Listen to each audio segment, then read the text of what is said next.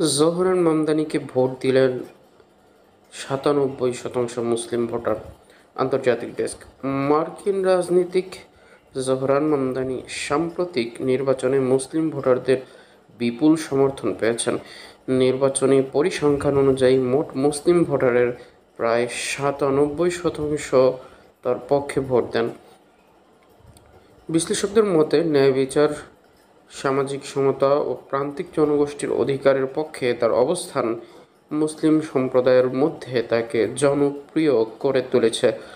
Zohran Mamdani new York অঙ্গরাজ্যের একজন Democrat নেতা ও অ্যাসেম্বলিম্যান।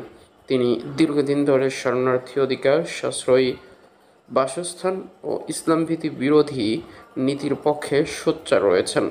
রাজনৈতিক বিশ্লেষকরা মনে করছেন, মুসলিম ভোটারদের এই ঐক্যবদ্ধ সমর্থন যুক্তরাষ্ট্রে প্রবাসী মুসলমানদের রাজনৈতিক প্রভাব বৃদ্ধির একটি ইতিবাচক দৃষ্টান্ত তৈরি করেছে।